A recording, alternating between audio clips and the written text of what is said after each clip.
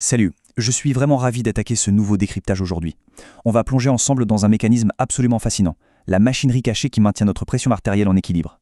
C'est un thermostat biologique ultra sophistiqué qu'on appelle le système rénine-angiotensine-aldostérone, ou SRAA pour les intimes. L'objectif aujourd'hui, c'est de décortiquer cette mécanique complexe pour la rendre, promis, aussi limpide que de l'eau de roche.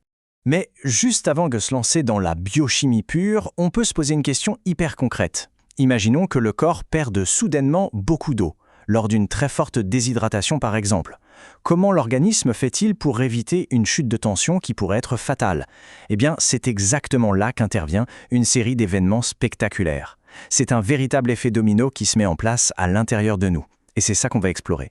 Au menu de ce décryptage, 1. Le rôle du SRAA. 2. La fameuse cascade rénine-angiotensine. 3. L'action de l'aldostérone.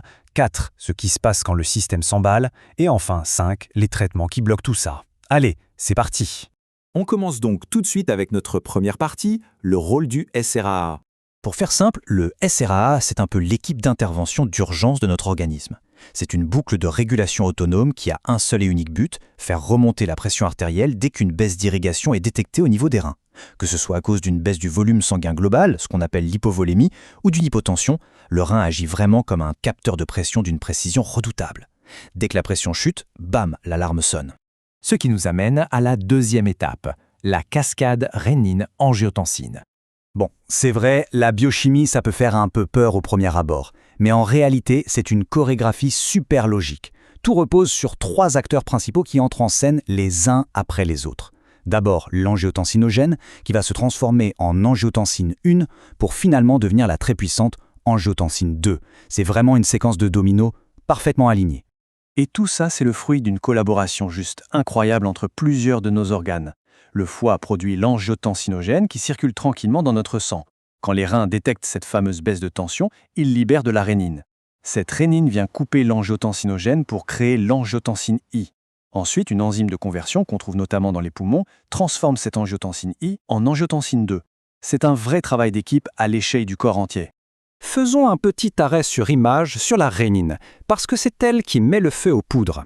Ce n'est pas vraiment une hormone proprement parlée, mais plutôt une enzyme, une protéase. Elle est sécrétée par une petite zone très spécifique du rein, l'appareil juxtaglomérulaire. Son seul job, c'est de patrouiller, et dès que le volume sanguin diminue, elle active ce précurseur inactif produit par le foie. C'est littéralement la gâchette du système. Et le produit final de toute cette chaîne, c'est l'angiotensine 2. Et ça, c'est le grand boss des opérations. Ses effets sont redoutables. D'abord, c'est le plus puissant vasoconstricteur qu'on connaisse. Elle va se fixer sur les récepteurs AT1 et resserrer violemment les vaisseaux sanguins. Mécaniquement, ça fait monter la pression. Ensuite, elle envoie un message urgent aux glandes surrénales pour libérer une autre hormone, l'aldostérone.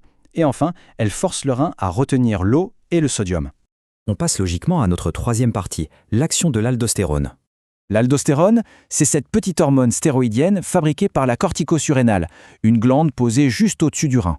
Son lieu de travail, à elle, il est tout au bout de l'usine rénale, au niveau du tube collecteur. Son rôle est simple, mais absolument vital. Elle ordonne aux cellules du rein de garder précieusement le sodium et donc, par effet de ricochet, l'eau. En gardant ce sel et cette eau, le volume de sang augmente et la tension remonte.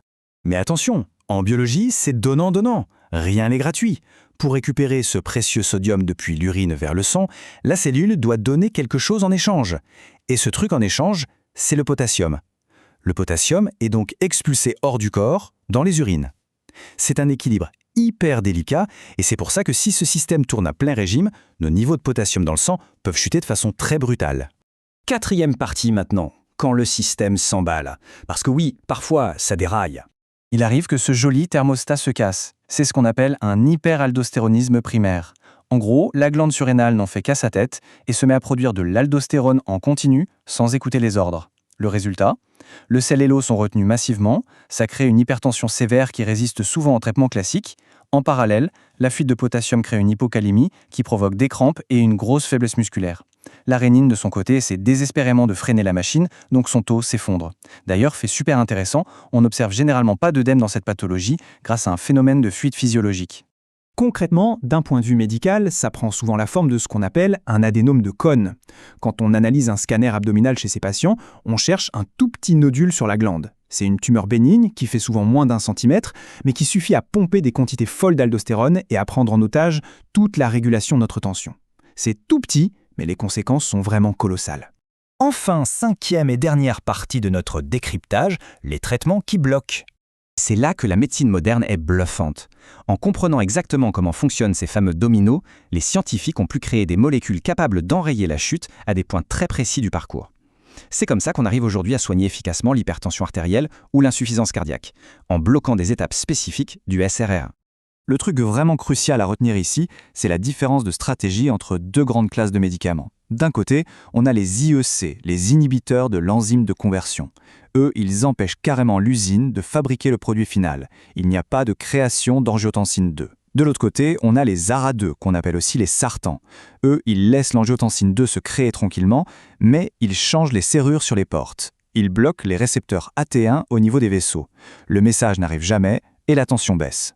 Et puis, il ne faut pas oublier notre dernier filet de sécurité qui agit tout à la fin, au bout du rein, les diurétiques anti-aldostérone, comme la fameuse spironolactone. Comme l'aldostérone retient le sodium et fait fuir le potassium, ces médicaments vont juste bloquer son récepteur. La conséquence est super logique. On élimine le sodium, on fait baisser la tension, mais on garde notre potassium à l'intérieur. C'est pour ça qu'on les appelle des diurétiques épargneurs de potassium. Une solution ultra élégante.